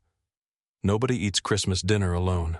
She folded it once, placed it inside Rachel's file, then stood. At 9:54, more than 100 reporters were already inside Whitmore's main event hall. Cameras lined the rear platform. Company employees stood near the walls. Board members occupied the first 2 rows. The massive screen behind the stage displayed the Whitmore logo above 3 words: stability, accountability, trust. Claire entered through a side door with Maya. Conversation shifted as people noticed her. Several cameras turned. Claire kept walking. She wore a dark blue suit. No jewelry except her mother's silver bracelet. No company badge. That absence felt heavier than she expected. Maya leaned closer. "You do not have to sit in front," Claire signed. "Yes, I do." They took 2 seats in the first row. Grant appeared at exactly 10. Gray suit, white shirt, calm expression. He walked to the podium like a man arriving to accept an award. Claire watched his hands. They were steady. He began by speaking about responsibility, about shareholder confidence, about cybersecurity, about public trust. He described Ethan as a contractor who had gained access to protected systems without authorization. He described Claire's suspension as unfortunate but necessary. He described the accessibility division review as part of prudent financial management. Every sentence was technically careful. Every sentence removed a piece of the truth. Grant paused before speaking about Claire. His expression softened. "We also understand that recent events have become deeply personal for Ms. Whitmore." Claire felt Maya shift beside her. Grant continued, "We have compassion for anyone placed under emotional pressure." Claire stared at him. There it was. Not unstable, not irrational, emotional, compassion. Words designed to make cruelty sound gentle. Grant looked toward the cameras. But leadership during crisis requires clarity, consistency, and communication without unnecessary complication. Claire stood. The room noticed immediately. Grant stopped. His eyes found hers. For 1 second, neither moved. Then Claire walked toward the stage. A company lawyer stepped into the aisle. Maya moved beside Claire. The lawyer raised a hand. "Ms. Whitmore, this is not an open forum." Claire did not stop. Maya said, "She knows." Grant remained at the podium. Claire reached the stage steps. 2 photographers began shooting rapidly. The lawyer looked toward Grant. Grant gave a small shake of his head. "Let her." Claire climbed onto the stage. She faced the room. Grant leaned toward the microphone. "This is exactly the kind of disruption the board has been concerned about." Claire looked at him, then at Maya. She began to sign. Maya voiced, "My name is Claire Whitmore." The room quieted. "I founded this company because technology kept being designed around people like me instead of with us." Grant crossed his arms. Claire continued, "For the last several days you have been told this is a story about a rejected date, an emotional CEO, and a maintenance contractor who broke into company systems." She turned toward Grant. "That story is convenient." Then back toward the reporters. "It is also incomplete." She raised a small remote. The screen behind them changed. A timeline appeared. Rachel Cole, User Research. Accessibility Division, Claire signed. 4 years ago, a deaf researcher named Rachel Cole repeatedly reported serious failures in accessibility products scheduled for release. Documents appeared, bug numbers, dates, escalation emails. Her reports were downgraded. Another page. Her testing requests were denied. Another. Her direct appeals disappeared from internal archives. Grant stepped toward the microphone. "Ms. Whitmore, these matters are subject to legal review." Claire looked at him. "Then review them." Maya voiced every word.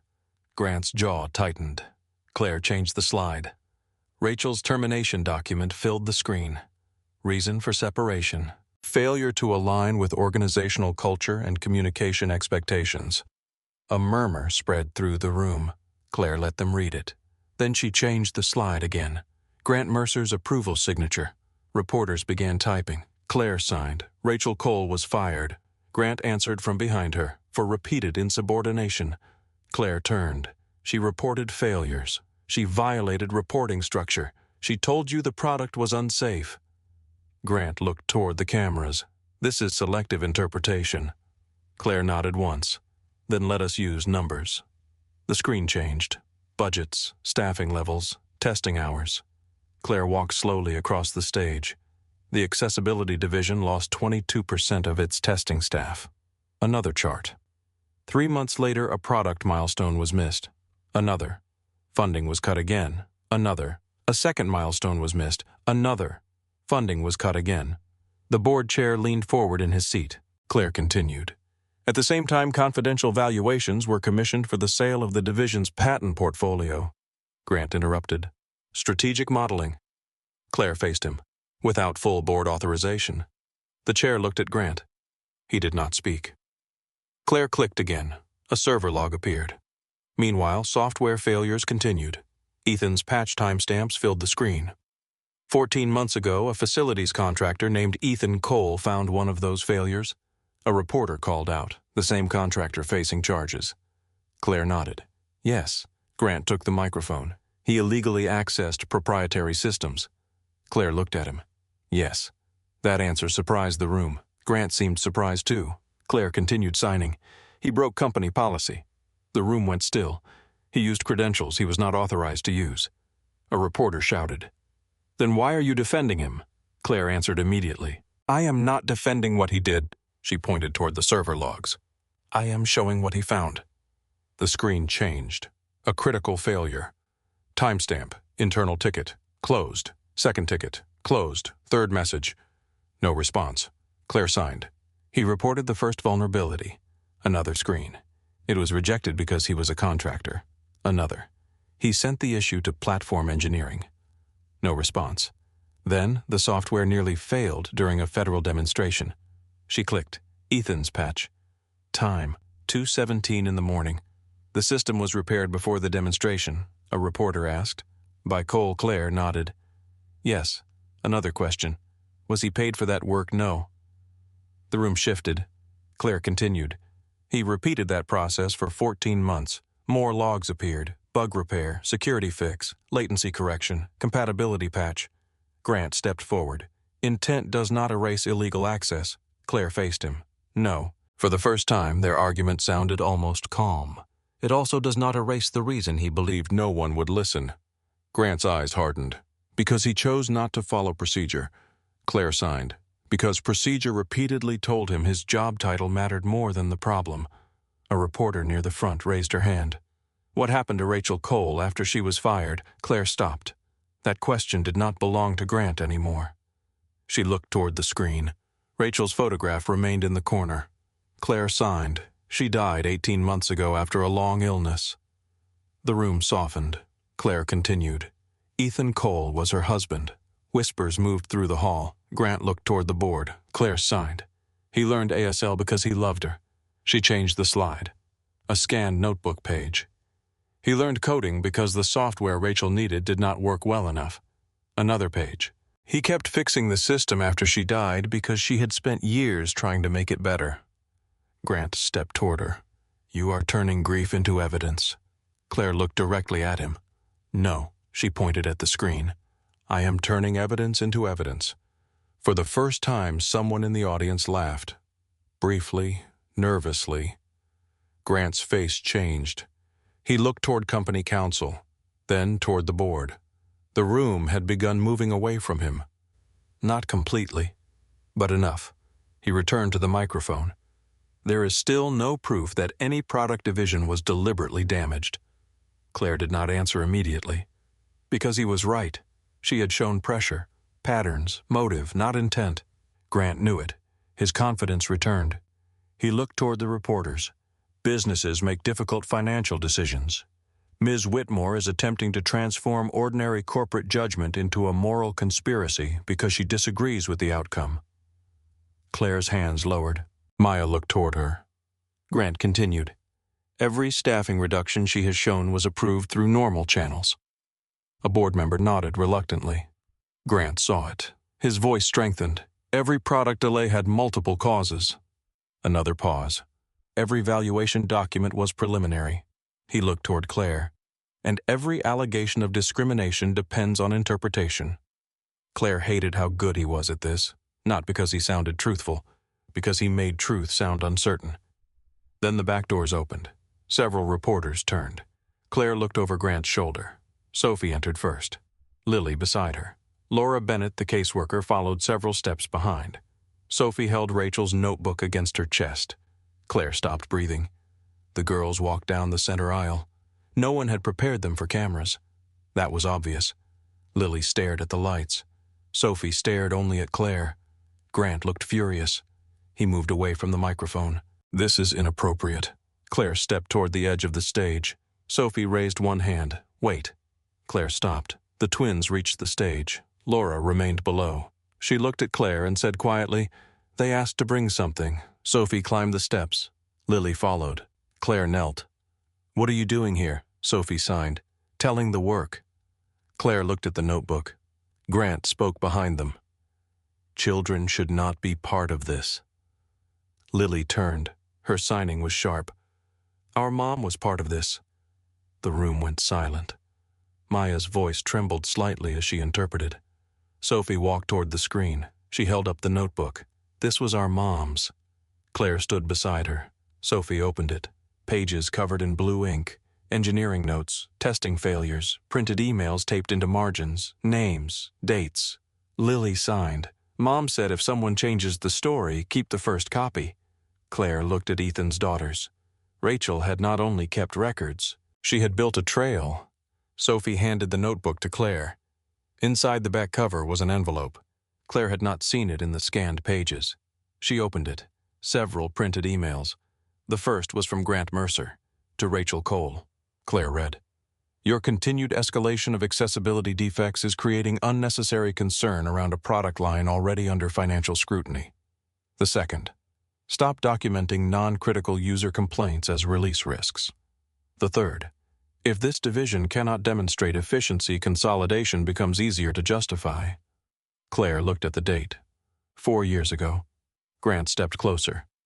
Private emails without context. Claire raised one page. "This one instructs Rachel to reclassify documented user risk, professional disagreement." Another page. "This one discusses making consolidation easier to justify, financial planning." Another. Claire stopped. The room watched. This email was newer, 6 months old. Grant to an external advisor. "Continue reducing dedicated testing costs. Performance decline will support the case for separation when the board is ready." Claire stared at him. Grant's face went pale. Only slightly, but cameras caught everything. The board chair stood. "Grant." Grant looked toward him. That email was taken out of context. What context makes that sentence acceptable? Grant said nothing. Questions exploded. "Mr. Mercer, did you intentionally weaken the division where staffing cuts designed to lower performance? Did the board know about this?" Grant raised both hands. "This conference is over." Then a man stood in the third row. Claire recognized him.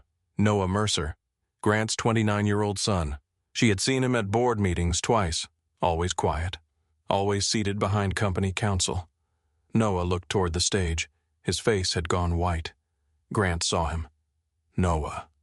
Noah did not move. Grant repeated his name, more firmly. Noah. The room noticed. Noah stepped into the aisle. His hands were shaking. He walked toward the front. Grant left the podium. "You do not need to be involved in this." Noah stopped below the stage. "Yes." His voice cracked. He swallowed, then spoke again. "Yes, I do." Grant stared at him. Noah looked toward the reporters. "My father has a daughter." Claire frowned. Grant's expression changed instantly.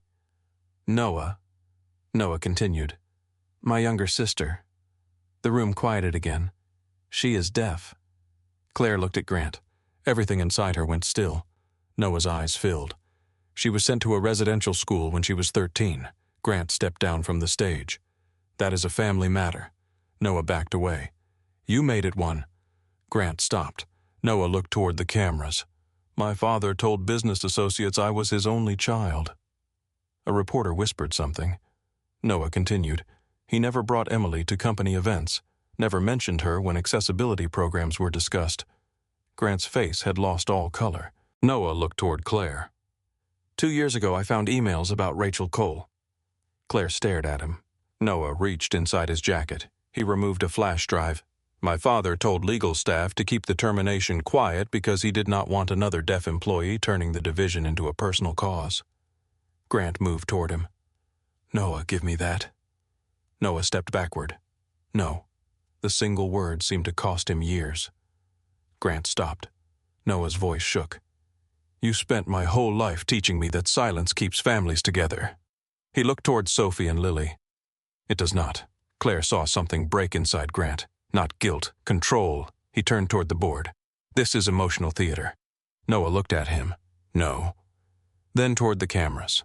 This is the first time I have said my sister's name in public. He swallowed. Emily Mercer. Grant closed his eyes. Noah continued. She exists. Security approached. Not Claire, not Ethan. Grant. Company counsel reached him first. We need to step outside.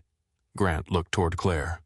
For the first time since she had known him, he had no prepared expression, no smile, no professional concern, just anger and fear. The board chair took the microphone. This press conference is suspended pending immediate independent review. Claire looked toward Sophie and Lily. Sophie signed. Does that mean we won? Claire crouched. No. Lily frowned. Then what? What? Claire looked at Rachel's notebook. You told the truth. Lily considered that. Is that almost winning? Claire smiled. Sometimes. By late afternoon, the board had suspended Grant from all authority. The planned Accessibility Division sale was frozen. Outside counsel took possession of Rachel's notebook, Noah's files, and the archived server logs. The district attorney's office requested a review of the criminal complaint against Ethan. At 6:12 that evening, Claire received a call. At 7:40, she stood beneath the covered entrance of the county detention facility. Cold rain fell beyond the lights. She held a folder under one arm. The doors opened. Ethan stepped outside. Same jeans, same shirt, no work jacket. A clear plastic bag held his wallet, keys, and phone. He stopped when he saw Claire. For several seconds, neither moved. Then Ethan signed. The girl's safe. His shoulders dropped. We're with Laura tonight. He nodded. Claire continued. The criminal filing has been withdrawn while the evidence is reviewed. Ethan stared at her. What happened? Claire looked at him. Sophie and Lily happened. His brow furrowed. Claire smiled. Your daughters walked into a press conference carrying Rachel's notebook. Ethan closed his eyes. Oh, God. Claire almost laughed. They were extraordinary. He opened his eyes. They were supposed to be in placement. They had a caseworker. That does not make this better. It does a little. Ethan rubbed both hands over his face. They are 7. I know. He looked at Claire. What did they say? Claire's smile faded into something softer. They told the truth. Ethan looked down. His breathing changed. Claire gave him a moment. Then she held out the folder. Ethan looked at it. If that is a check, I am walking back inside. It is not. A lawyer bill, no. He took the folder, opened it. One blank page. A contract template. No title, no salary, no conditions. Ethan looked at Claire. What is this? Claire raised her hands. You told me not to rescue you. He waited. So I am not. She handed him a pen. You have spent years working inside systems built by people who never asked what you knew. Ethan looked at the empty page. Claire continued. I am asking now. His eyes returned to hers. What would it take for you to stay? Rain struck the pavement beyond the awning. Ethan sat on the concrete bench. The blank page rested on his knee. For a long time, he did not write anything. Then he placed the tip of the pen against the paper. Ethan stared at the blank page for so long that Claire began to wonder if handing him the pen had been a mistake. Rain tapped steadily against the metal awning. Cars moved through the wet street beyond them. The county building behind Ethan glowed under hard fluorescent light. He looked down at the contract again. No title, no salary, no list of responsibilities, no carefully prepared offer designed by people who had already decided what his life should look like. Just space. Claire stood a few feet away with both hands inside the pockets of her coat. Ethan finally wrote the first line. Director of Inclusive Product Engineering. He stopped, looked at it, then at Claire. She nodded. He continued. Independent authority over accessibility testing, a permanent deaf user advisory council with voting power on product release decisions. No accessibility product could launch without direct testing by the people it claimed to serve. Claire read each line upside down from where she stood. Ethan kept writing. A formal review of disability-related terminations over the previous 10 years. Paid technical apprenticeships for employees and contractors without traditional college degrees. Clear reporting channels for maintenance, support security, and customer service staff who discovered product risks. He paused again. Claire watched the rain gather along the edge of the roof. Ethan wrote one more line. Restore Rachel Cole's original research program. He stared at those words longer than the others. Then he wrote beneath them. Name it the Rachel Cole Human Access Lab. Claire swallowed. Ethan placed the pen beside the paper. That is all. Claire picked up the page, read it carefully, then looked at him. No salary. Ethan frowned. I assumed that part existed somewhere. Claire smiled. It usually matters. I have been unemployed for about 12 hours. My negotiating position is improving. Claire laughed. The sound surprised both of them. Ethan smiled, but only briefly. Claire looked back at the page. You forgot benefits. I have twins. So that means health insurance. Claire nodded. Anything else, Ethan thought, then signed one word. Child care. Claire's smile widened. Done. She opened the folder, placed the handwritten page inside, signed the bottom of the blank contract, then handed it to him. Ethan looked at her signature. You did not ask the board. No. Can you do that? Claire tilted her head. I am still the founder. You are suspended, temporarily. That sounds like something people say before being permanently unemployed, Claire signed. Then I suppose we are both having an interesting week. Ethan looked at the paper again. For the first time since leaving the building days earlier, he looked less like the man waiting for the next thing to be taken from him. Not relieved, not safe, just standing on his own ground again. Claire stepped toward him. I need to tell you something. His expression tightened. What the girls cannot come home tonight. He looked away. I know. The family court review is tomorrow morning. I know. Laura thinks the new evidence will help. Ethan nodded. Claire waited. He said nothing. She signed. You can be angry. I'm tired of being angry. That is not the same as not being angry. He looked at her.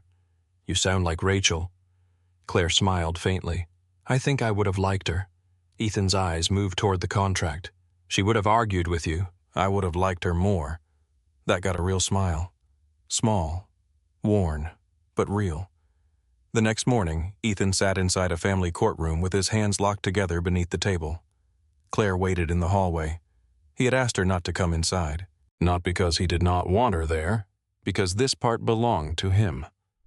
The judge reviewed the updated criminal status, the withdrawn filing, Laura Bennett's assessment, character statements from Ethan's neighbors, statements from former co-workers, a written letter from Walter Briggs, another from Maya, one from a woman named Mrs. Alvarez who lived across from Ethan and wrote that he had repaired her furnace in the middle of a January night and refused payment because her husband was in the hospital.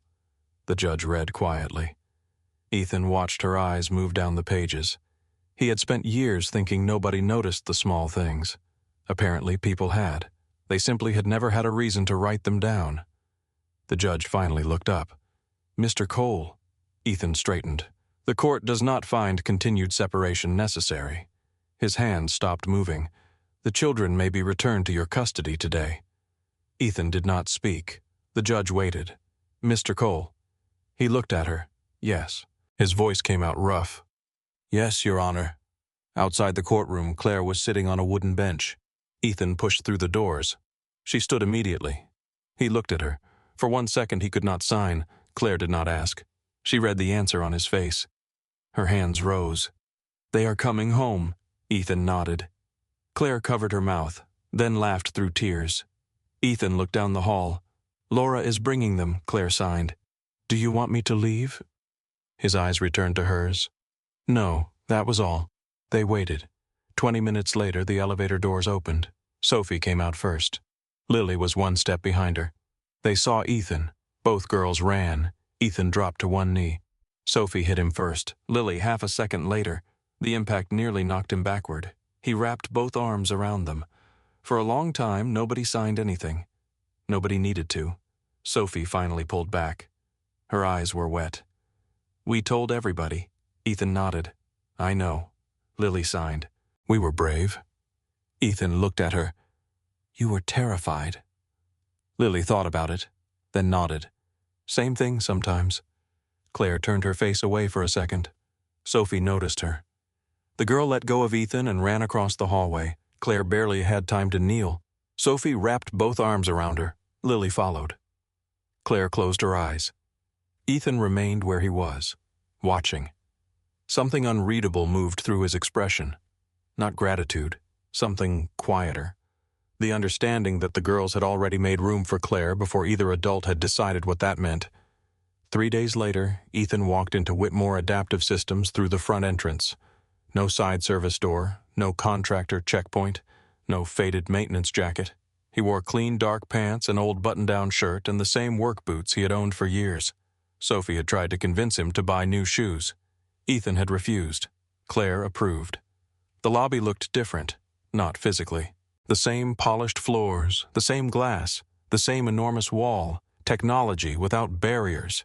Ethan stopped beneath the words. Claire stood beside him. "You hate that sign." He looked at her. "I dislike the confidence." Claire almost laughed. Around them, employees were gathering. Not for Ethan, not exactly. Claire had called a company meeting. The board had voted 2 days earlier. Grant Mercer was formally removed from operational authority pending outside investigation. 4 directors resigned. Noah Mercer had provided additional documents. The attempted sale was canceled. Claire had been reinstated. She had refused the original return terms. Instead, she demanded an independent accessibility governance committee and a review of past employment decisions. The board agreed, mostly because the alternative was explaining publicly why they would not. Claire stepped onto a low platform in the lobby. Maya stood beside her. Employees filled the open space. Others watched from balconies above. Claire raised her hands. The room quieted. Maya began voicing. "A company does not become inclusive because it writes the word on a wall." Several employees looked toward the slogan. Claire continued. "It does not become inclusive because it hires one deaf executive." Her expression remained calm. "It becomes inclusive when the people affected by a decision have power over that decision." She looked toward Ethan. "This company failed that standard. Nobody shifted. Nobody looked away." Claire signed. "Rachel Cole warned us." A photograph of Rachel appeared on the lobby display.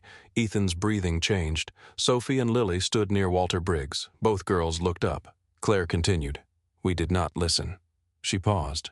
"We are listening now." The display changed. Rachel Cole Human Access Lab. Ethan closed his eyes. Sophie grabbed Lily's hand. Claire stepped down from the platform, walked toward Ethan, held out a company badge. He took it. "Ethan Cole, Director of Inclusive Product Engineering." Ethan stared at the title. Walter came closer. "Looks better than facilities." Ethan looked at him. "You gave Claire the flash drive." Walter shrugged. "Seemed like somebody should. You could have lost your job." Walter looked toward the wall. "At my age, that threat has lost some magic." Ethan laughed. Then Walter shook his hand. "You did good work. 3 words. That was all." Ethan looked away. Because for some reason those words were harder to hear than praise in front of 100 people would have been. Claire noticed. She did not say anything. That mattered too. The first weeks after the investigation were messy. Meetings, lawyers, audits, product reviews. The company discovered failures Claire had not known existed. It also discovered people who had been trying to fix them quietly for years. Customer service representatives, junior engineers, contractors, researchers. People whose names had never appeared in board presentations. Ethan built his team slowly.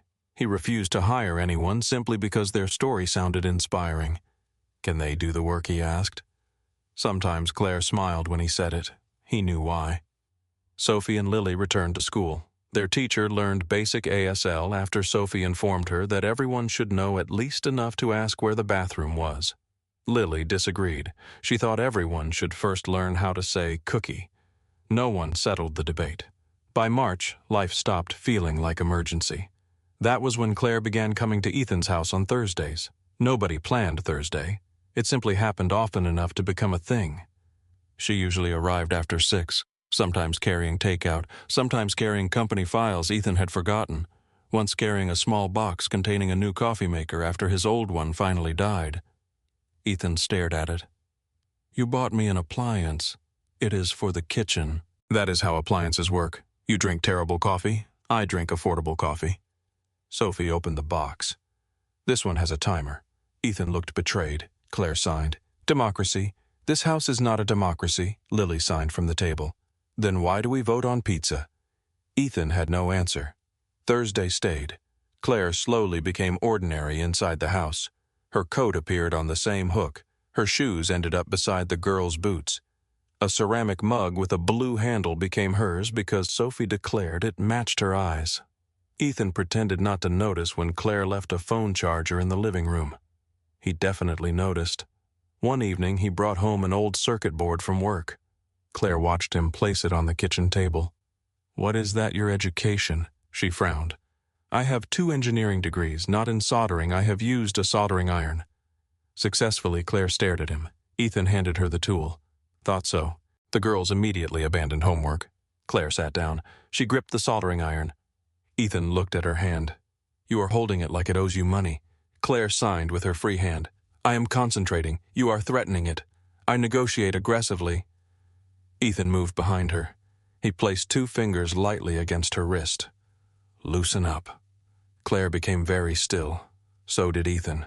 For a second the circuit board stopped mattering. His hand remained against hers, scarred fingers, warm skin. Claire looked up. Ethan met her eyes. Then Sophie spoke from the other side of the table. "Are you 2 going to fix that or stare at each other?" Ethan pulled his hand away. Claire looked down. Lily sighed. "Adults are weird." The solder connection came out perfectly. Ethan blamed luck. Claire mentioned it every Thursday for a month. Spring came slowly to Colorado. Snow disappeared from the sidewalks but remained white along the mountains. The Rachel Cole Human Access Lab opened in April. There was no enormous ceremony. Ethan had asked for that. A small plaque stood outside the lab. Rachel Cole, researcher, mother, builder. She asked better questions. Ethan read the final line 3 times. Claire stood beside him. "You wrote that?" He nodded. She hated biographies. Claire smiled. "What would she say about this? That the font is too large?" Claire laughed. Ethan looked toward the lab. Young engineers were already inside. 2 deaf university students sat with them. A wheelchair user tested a new control interface. An older man with hearing loss argued with a developer about caption placement. Ethan smiled. She would like the arguing. Claire signed. I definitely would have liked her. Ethan looked at Claire. This time the smile stayed. That evening, Sophie and Lily insisted on taking a photograph. The 4 of them went to a small diner near Lakewood after the lab opening. No photographers, no reporters, no company logos. Just burgers, pancakes, coffee, and a milkshake the girls were supposed to share but did not. A waitress offered to take their picture. Claire sat beside Lily, Ethan beside Sophie. At the last second, Sophie ordered everyone to move closer. The photograph caught them before they were ready. Lily had syrup on her sleeve. Sophie was laughing. Ethan was looking toward Sophie. Claire was looking at Ethan. Nobody faced the camera properly. Sophie loved it. A week later, she placed the photo on the shelf beside Rachel's old notebook. Ethan noticed. He stood in the living room looking at the 2 objects side by side. Sophie came up beside him. "So Mom can see we are okay." Ethan looked at her. His voice failed. He raised his hands instead. "Yes." Sophie watched him. Ethan signed it again. "Yes." Then once more. "Yes." That Thursday, after the girls went to bed, Claire remained at the kitchen table. Snow had started again outside. Late spring snow. Denver refusing to let winter leave without one final argument. Ethan made tea, set a cup in front of Claire, then sat across from her. For several minutes, they said nothing. Claire looked toward Rachel's notebook on the shelf, then signed. "Do you ever feel guilty," Ethan watched her, "about what being happy?" He looked down at his tea. "Yes." Claire waited. "Every time." "What do you do with it?" Ethan leaned back. He looked toward the hallway where Sophie and Lily slept. "Stay happy long enough to prove it is not betrayal." Claire absorbed the answer. Ethan looked at his hands. For years I thought I needed to become impressive enough that nobody could look down on me. Claire signed. You are impressive. He shook his head. That is not the point. I know. He looked at her. I do not need saving. Claire's expression softened. I know. I do not need people feeling sorry for me. I know. His hands moved more slowly now. I just need to be seen as I am. Claire looked at him for a long moment, then raised her own hands. Me too. Ethan smiled. He placed one hand on the table, palm up. No speech, no dramatic confession, just an invitation. Claire looked at his hand. The old solder scars were still there. They always would be. She placed her hand in his. His fingers closed gently around hers. From the hallway came a small voice. Finally, Ethan closed his eyes. Claire turned. Sophie stood in the doorway. Lily appeared behind her. Are you dating now? Ethan pointed toward the hallway. Bed. Sophie grinned.